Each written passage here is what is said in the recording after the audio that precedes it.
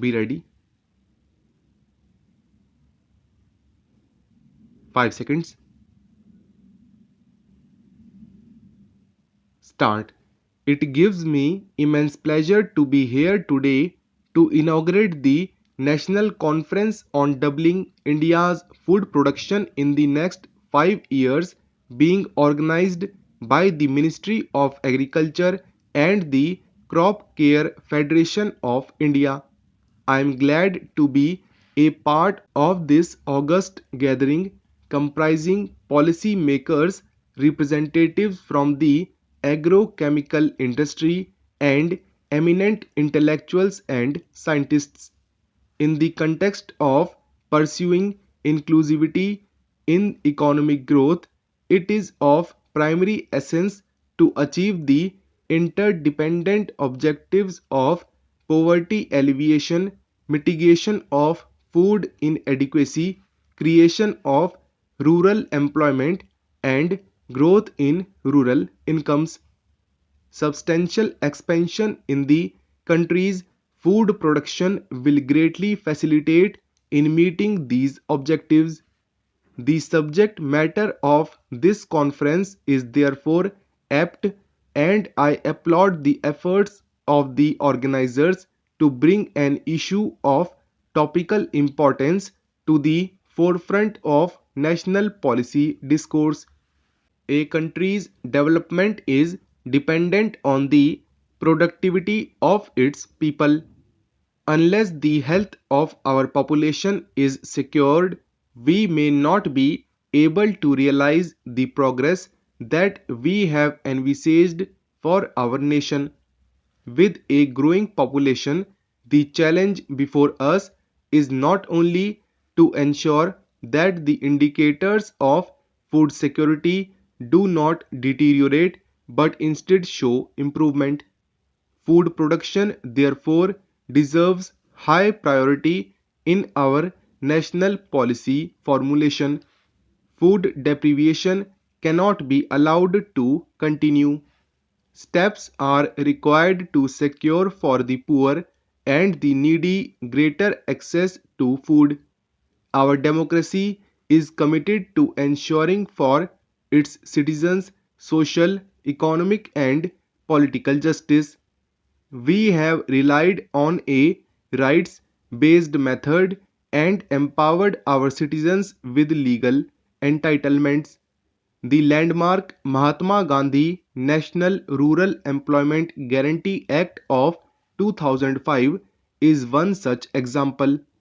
I am hopeful of the proposed legislation for provision of food security to our people becoming a reality very soon. In terms of growth, India's agriculture sector has lagged behind the other sectors of the economy.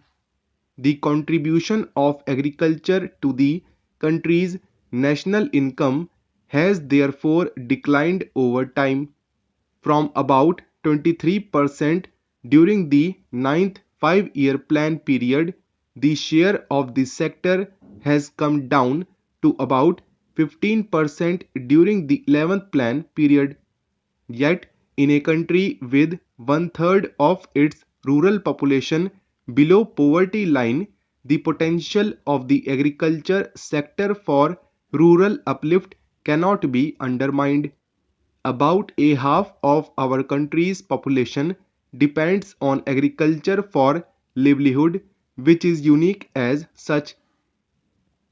The growth of the agriculture and allied sectors decreased from 7.0% in 2012-13 to 2.8% in 2013-14 and to 2.1% in the first half of the current financial year.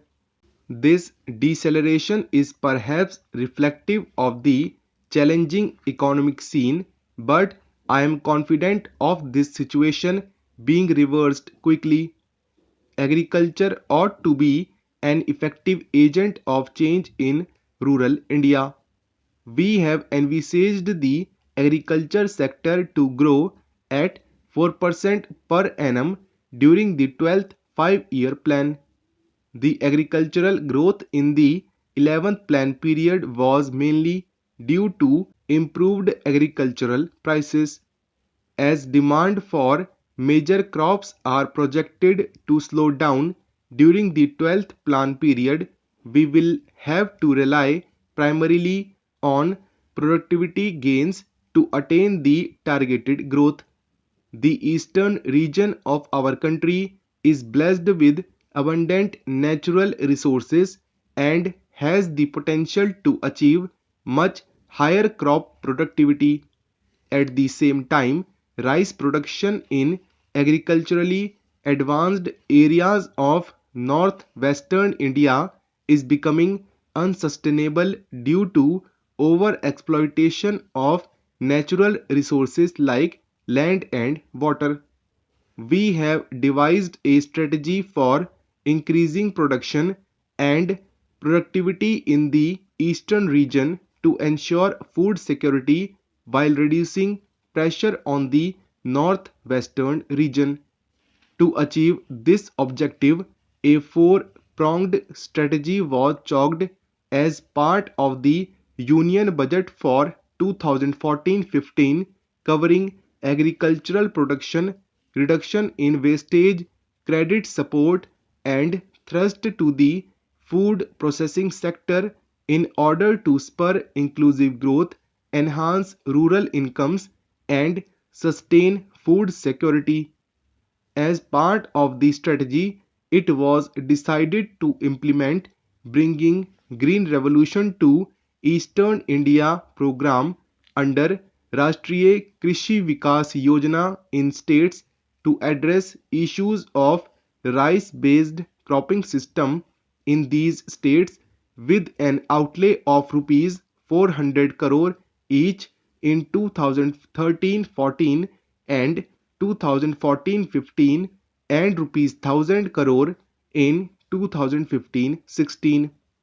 As a result of these initiatives, farmers in the selected areas have adopted good agricultural practices like use of drum seeders, indirect seeded rice, line sowing, system of rice identification, improved flash flood tolerant and drought tolerant varieties of rice, and have gained from the yield advantage of hybrid rice technology.